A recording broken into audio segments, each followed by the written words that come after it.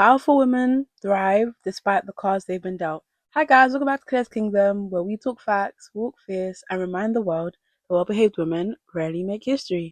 You wake up, house up, run around in it, flossing on it. This diamond, my diamond. This rock, my rock. I woke up like this.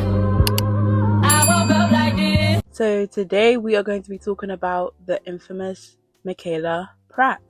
So if you're a fan of How to Get Away with Murder, like me, you'll know that Michaela Pratt plays a big role in that series, and if you haven't already, go watch that series. But yes, today we are focusing on Michaela Pratt, who made something out of her life when she was dealt, someone could say, bad cards. She was born into a life where most people would either become a victim of their circumstance or blame their circumstance and become helpless, but she still paved the way for herself to become a powerful woman against all odds. So we're going to get into that today. So for a little bit of background and some context, Michaela Pratt is the kind of woman that walks into a room and acts as if she built it, or she was the leader, the muse. She wasn't afraid to take up space. And from the series How to Get Away with Murder, we know that she was smart, witty, sharp, and a very quick thinker, very good at improvising. There was a scene where someone was accidentally unalived because Analyse, who's actually the main character of How to Get Away with Murder, her husband basically tried to attack Michaela and her friends. And long story short, he was unalived and they had to get rid of the body. Of course, in that moment, everyone was panicking. Michaela was panicking. They ended up putting him in a rug and they were trying to carry the body outside. But then they were stopped by police. And to that point, Michaela was very shaken up, nervous. But as soon as the police basically asked what's going on, why are you in Annalise Keating's house, all this stuff, her brain literally switched on and she was like, oh, our boss is on a funeral trip. But we can call her. She basically said, but we could call her, but I don't think that would be wise, basically, because her boss would have been grieving, right? So she pulls out her phone as if she's going to call her. But then the police officer was like, no, that's okay, ma'am. And basically, he went away. And then everyone else was like, where has this Michaela Pratt been hiding? So that's basically one of her strengths. She's able to act and she's able to be smart, be a leader, find a solution, even under pressure, or even under the most extreme cases. And hopefully in real life you guys aren't in that situation, but you can apply it in your everyday scenarios. So yeah, when everything was spiraling, somehow she still managed to stay composed and handle everything under pressure, and she was able to play it off. That kind of thinking on the spot, you can't teach that. I mean, you can read books, you can listen to podcasts, you can work on yourself. A lot of these things are built from the pressure and the struggles and circumstances she was put through, especially when you had to live on survival mode growing up. That just becomes your instinct. Going back to more about her background, so she didn't grow up in a polished or privileged background. So if you've watched the show, you know that Michaela Pratt was adopted, or she was put into foster care. So she had multiple foster parents until she ended up with a Caucasian or white woman who lived at a trailer park for a mother or family. So she grew up with a lot of chaos because from the show, we're given the impression that the mother that adopted her was only her mother to collect, the bill or the check you get from fostering children. So she came from a trailer park background, a broken system, a family that didn't really choose her for her, but just the benefits that came with her. And they tolerated her more than liked her, which can be very relatable. If you know, you know. Yeah, even her adoption had strings attached. So she was more than a concept than an actual child. And even from then, she was passed around, overlooked, unsupported. And she never really had a solid mother figure or father figure. No real foundation, no real safety net. No one she can fall back on or, turn to for help or turn to for advice. She became her own savior. And that's why even on the thumbnail, I even put, I am my own savior, because that's literally, if we sum it all up, that is the mindset of Michaela Pratt. I save myself and I become myself. I become the most powerful version of me, not because of you, but in spite of you. So yeah, somehow she still became sophisticated, controlled, structured, a natural leader. And there's also this pattern I've noticed, comment down below if you guys can relate. But sometimes the people that come from the most chaotic, dysfunctional families or backgrounds become the most composed, controlled, and high value people. And you can even see that how, let's say you grew up in a broken home, or you grew up in a house that was just always a mess, untidy, filthy, and then these people end up being those people that have the most minimalistic aesthetic, or they have white couches, white furniture, everything is silk, everything is crisp, not one speck of dust, because That's what it does to you. It makes you become, well, especially if you choose that you want to be better, you choose that you don't want to be a product of your environment, you just become the complete opposite, which is very powerful and not an easy thing to do. So yeah, Michaela Pratt built order out of disorder, and she became graceful out of instability. There's also a point in the show where, like, this is like seasons, I think this is like season 5, where her birth father actually shows up, and he's this like big businessman. He's rich, lots of money, lots of good connections. He's in like high spaces, right? And he basically suddenly wants to become a dominant person or dominant figure in Michaela's life. And of course, at this point, Michaela is literally about to graduate law school. She's built herself all this way. And this man, who she didn't know from Adam, but obviously was her biological father, suddenly wanted to provide her with money, status, resources, all these things. But Michaela instantly placed that boundary because he wanted to try and come, quote unquote, save her when she had already been saving herself over and over again over the years. And she basically rejects him. And because she, like I said before, because she's already built herself to where she was, it was kind of like, why would he think him coming now would be impactful? Because in her mind, it's like, why didn't you come when I actually needed saving? Why didn't you come when I was actually helpless, when I was actually a child, when I was actually, just being tossed around foster care homes? Like, why didn't you come then? So she basically tells him in the most Michaela Pratt way that she's got herself, and she got herself where she is, and she was literally one of the top students in one of the top law schools under one of the top lawyers in the country or the industry, which was Analyse.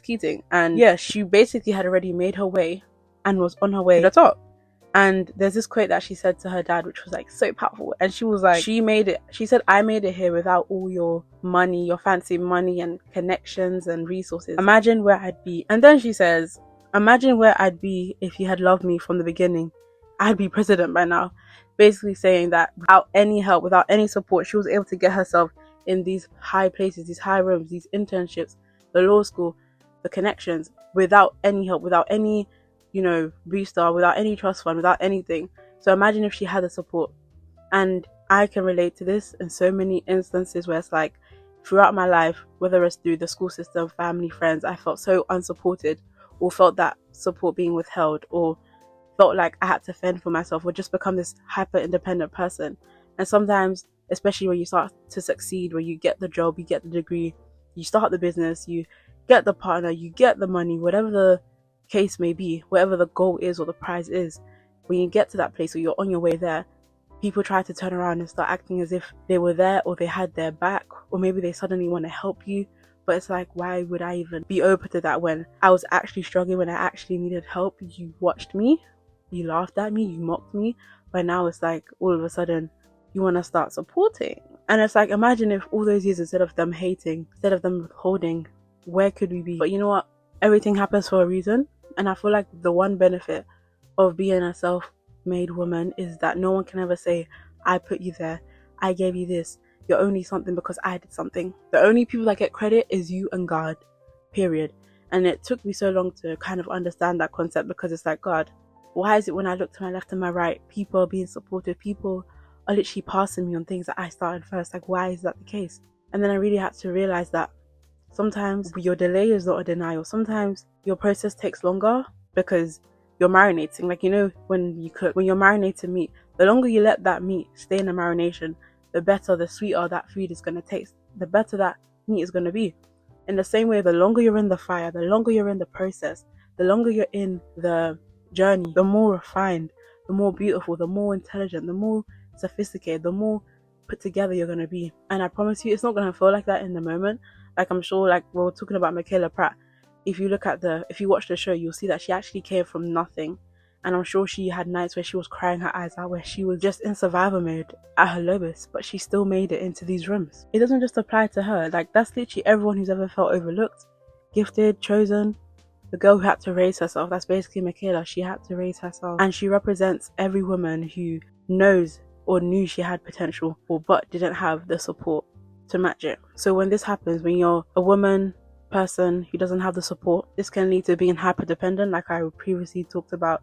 You build a very radical self-love. Like, I promise you, the most independent people, the most admired yet hated women in the world, you'll see that one thing they have in common is that they have so much love for themselves. Like, they love themselves to, like, down bad. and you learn to become self-reliant, bold, tough. You're able to advocate for yourself rather than shrinking, or just, you also learn how to move in rooms that weren't designed for you. Michaela Pratt isn't only a woman of color or a black woman, she's literally a dark-skinned woman, and we already know the stereotypes or limitations society or the world may put on dark-skinned women, black women, women of color, and just women as a group in general.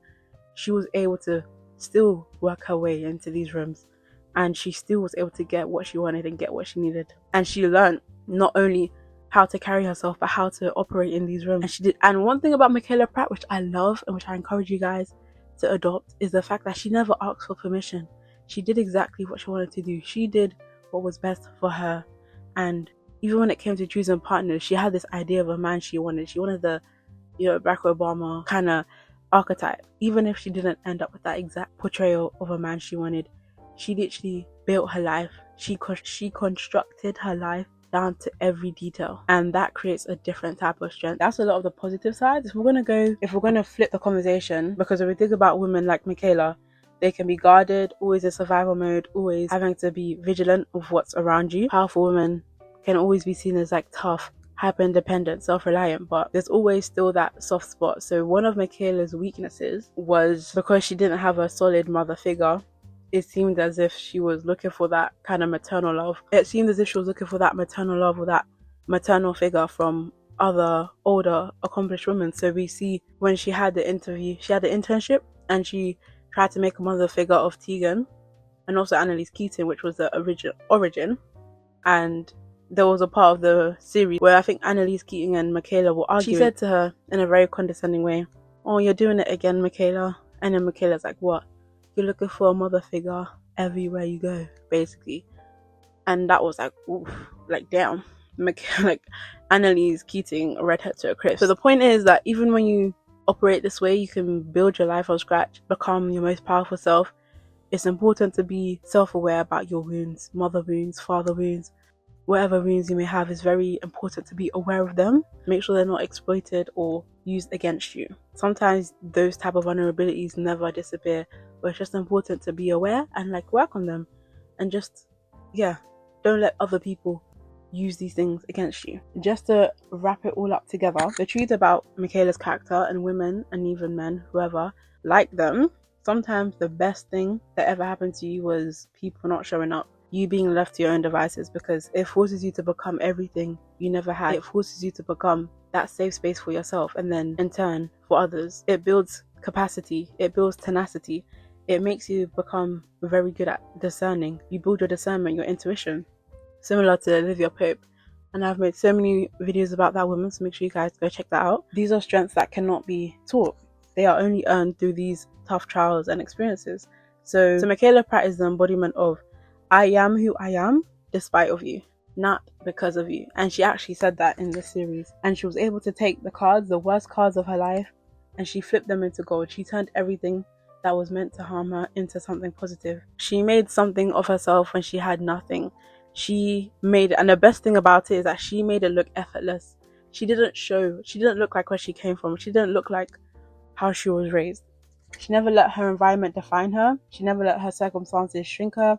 Even when it came to like racial issues, she never internalized racism. She actually even at times was quite lighthearted about it. Not to say you should expect or accept racism or anything negative, but she just didn't let it control her narrative. She chose her battles. She knew when to act and when to respond. And most importantly, she did not apologize for her presence. Like, look at the slideshow right now. Look at the thumbnail. This woman always had her head up high, no matter what. Even when she was wrong, she still held herself, because I know it's so easy to abandon yourself when you're being, targeted, being attacked. So even when you're wrong, it's very easy to, self-abandon and shrink.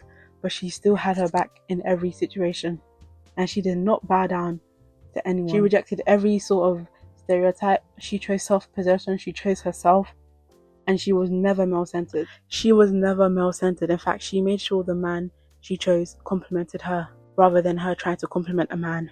She dated who she wanted, moved how she wanted, and she never did anything that didn't serve her growth. So in a way, like in conclusion, her life was basically, thank you for abandoning me. You made me greater than I ever would have been otherwise. Again, she really says this in the movie or the series. And all of that itself, that is power. And remember that power is not given, it's taken. And that's exactly what Michaela Pratt teaches us. So yeah, if you've made it this far in the video, guys, I hope you enjoyed it. Michaela Pratt is definitely one of my favorite powerful women in media, especially powerful black women in media. She can very much teach us a lot. So yeah, I hope you guys enjoy this one. It's a bit of one of my longer videos, but yeah, don't forget to like, comment and subscribe, and I'll see you in the next one. Bye. I woke up like this, we flawless. Ladies, tell them I woke up like this.